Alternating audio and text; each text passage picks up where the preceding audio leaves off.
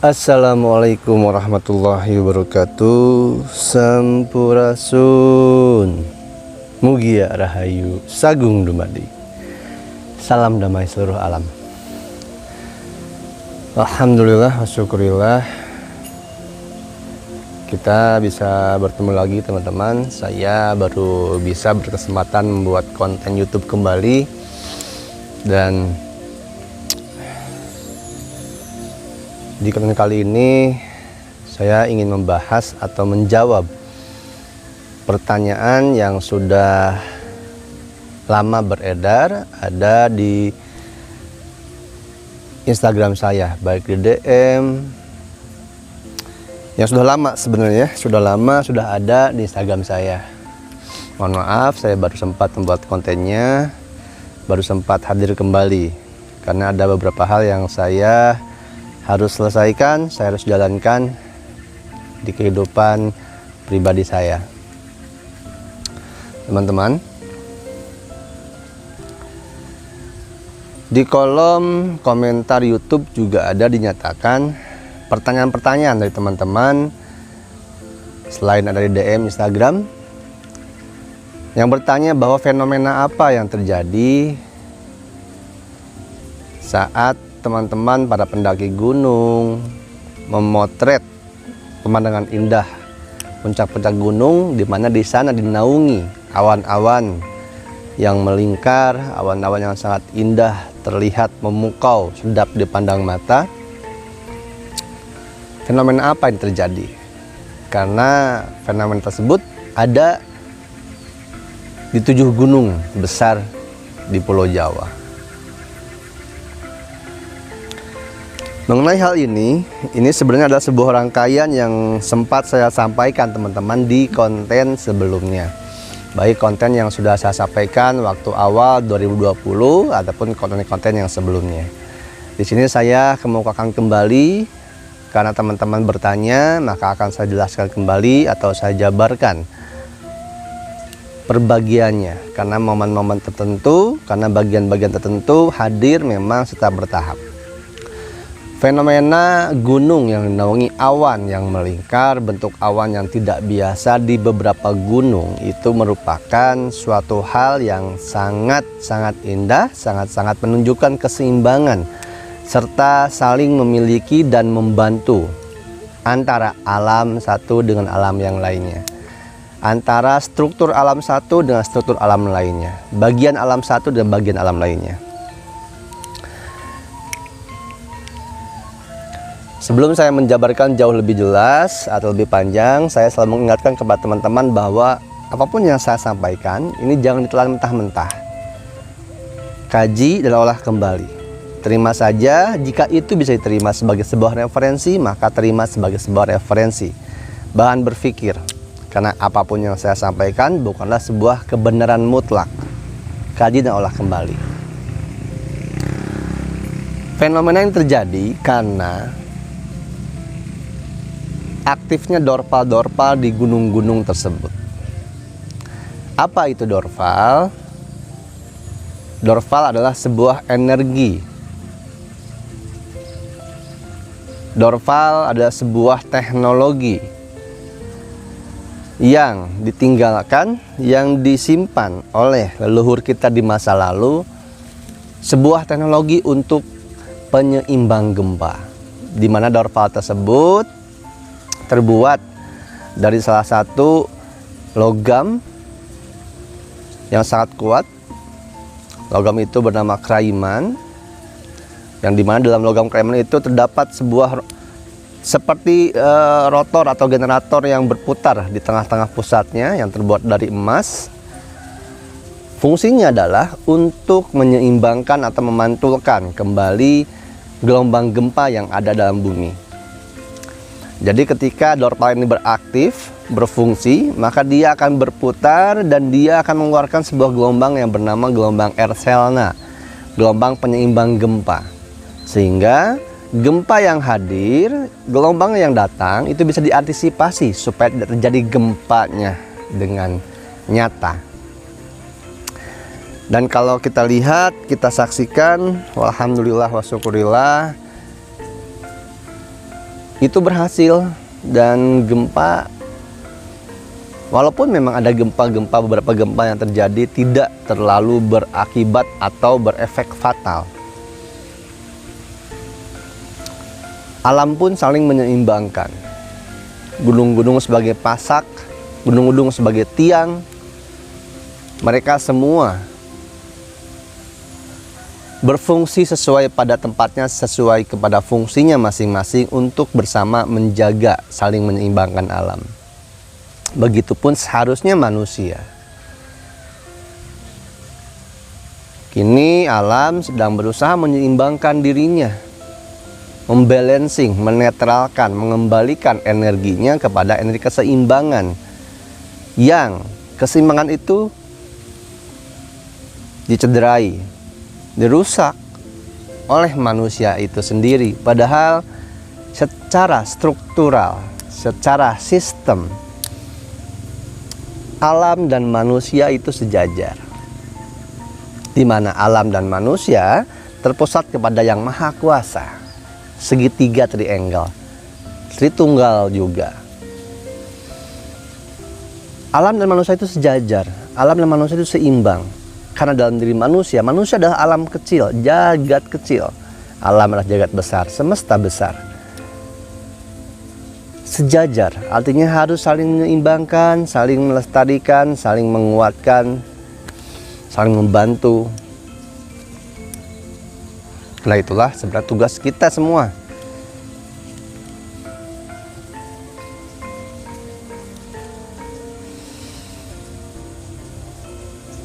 Fenomena awan di atas gunung adalah pertanda bahwa Dorpal aktif dan berhasil menyeimbangkan gelombang gempa yang akan terjadi. Setidaknya menahan.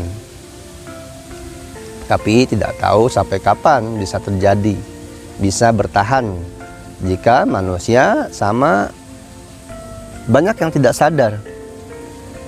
Banyak yang tidak mengerti bahwa dirinya adalah bagian dari alam semesta, dirinya adalah bagian dari keseimbangan, pusat dari keseimbangan.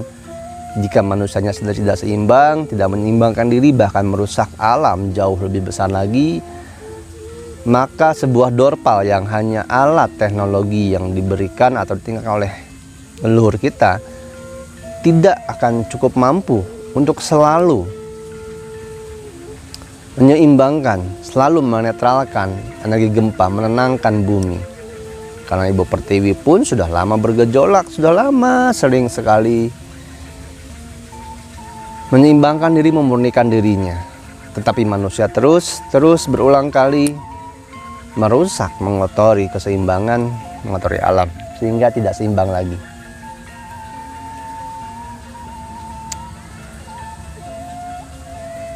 Gempa-gempa yang akan terjadi, jika sudah waktunya akan terjadi, maka tidak bisa dipungkiri dan itu akan tetap terjadi. Gempa-gempa dahsyat yang memicu ledakan-ledakan gunung Merapi berurutan, itu pasti akan terjadi, tapi Allahu a'lam bishawab kapan itu terjadi, hanya Yang Maha berkehendak yang mengetahui. Oleh karenanya mari kita manusia menyeimbangkan diri kita dengan alam, memperbaiki diri kita, sadari bahwa agama adalah sistem untuk tunduk, sistem untuk berbakti tunduk kepada Yang Maha Kuasa dengan cara penyelamatan. Menyelamatkan dirinya, menyelamatkan lingkungannya, menyelamatkan alamnya, menyelamatkan dirinya dengan sesama manusia, yaitu menyelamatkan dari mulai pola pikirnya, perkataannya, perbuatannya. Jangan selalu bersuudzon, berpikiran negatif, berpikiran yang berprasangka buruk kepada orang lain. Jangan selalu berkata, berucap hal-hal yang memicu pertengkaran, menimbulkan, mengembangkan penyakit hati, merusak, mengadu domba, mencaci maki, dan memecah belah persatuan. Memperbaiki diri secara menyelamatkan diri dengan alam. Marilah kita bersinergi dengan alam, sadari bahwa alam memberikan sesuatu hal yang kita butuhkan, maka kita membutuhkan juga alam. pohon-pohon yang ada ini adalah bagian dari diri kita. Mari kita selamatkan dengan cara merawatnya. Jangan gunung-gunung digunduli, laut-laut dikotori ya, dicemari. Suatu hari, suatu ketika, jika alam sudah diizinkan untuk memurnikan dirinya, maka manusia tidak bisa, tidak mampu, tidak akan berkehendak mengelak dan tidak bisa lari kemanapun. Tapi yang Maha Kuasa, yang Maha Berkehendak itu Maha Pengasih dan Penyayang. Beliau memberikan kesempatan kepada kita semua untuk selalu membenahi diri kita dan agar kita bisa selamat menyelamatkan diri, alam dan sekitarnya. Gempa dahsyat yang terjadi nanti yang memicu ledakan-ledakan gunung Merapi itu akan terjadi. Tapi wallahu a'lam bishawab, kapan itu akan terjadi? Jangan menantikan kapan itu terjadi. Jangan menanti-nanti, jangan bertanya, dan jangan takut dengan apa yang akan terjadi. Tapi perbaikilah diri kita agar apapun yang akan terjadi nanti kita sudah siap dalam diri. Maka ketika apapun yang terjadi, kita sudah ridho, sudah mengikhlaskan diri kita untuk hal itu. Gempa dahsyat yang akan terjadi itu akan beruntun. Selesai gempa yang satu, disambung gempa yang lainnya. Yang ini sedang merecovery, gempa ini pun terjadi. Dan ketika gempa beruntun ini terjadi, jangan menunggu sampai 7 hari atau 7 kali gempa terjadi. Segeralah berpindah ke dataran tinggi, dataran yang tempat tinggi, 500 meter di bawah, 500 meter di atas permukaan laut. Carilah tempat berlindung, gunung-gunung yang tidak berapi, gunung-gunung yang aman untuk bernaung.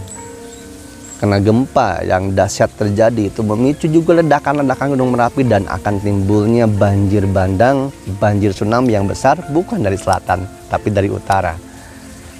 Allahu a'lam bishawab, kapan itu terjadi. Sekali lagi, jangan bertanyakan kapan itu terjadi, jangan nantikan, jangan takutkan kejadiannya. Tapi mari kita perbaiki diri secara manusia. Tritunggal ini kita benahi. Hablum minallah, hablum minan nas, hablum minal alamin. Sekali lagi, apapun yang saya sampaikan teman-teman, ini jangan ditelan mentah-mentah. Hanya bahan referensi berpikir semata. Saya manusia biasa, bukan siapa-siapa yang tidak memiliki kemampuan apapun, tidak mengetahui apapun, terkecuali atas kehendak, atas izin dari Yang Maha Tahu. Mari bersama-sama kita memperbaiki diri, mari bersama-sama kita menyeimbangkan, menyelaraskan Trimurti, Tritunggal. Hablum minan nas, hablum minallah, hablum minal alamin. Agar pemurnian yang nanti terjadi bisa kita sikapi dengan sikap terbaik kita, dan kita sudah dimurnikan terlebih dahulu oleh amal-amal kebaikan, oleh penyelamatan-penyelamatan yang kita lakukan, baik untuk diri pribadi, lingkungan, dan semua semesta alam. Saya Reza Rasia, mohon maaf segala kata, segala ucapan, apapun yang saya hadirkan di konten ini ataupun konten yang sebelumnya. Rahmat berkah melimpah untuk kita semua. Saya Reza Rasia. Ingat teman-teman, tetap jaga hati, jaga pikir, jaga rasa, dan jangan takut. Wassalamualaikum warahmatullahi wabarakatuh. Salam damai seluruh alam.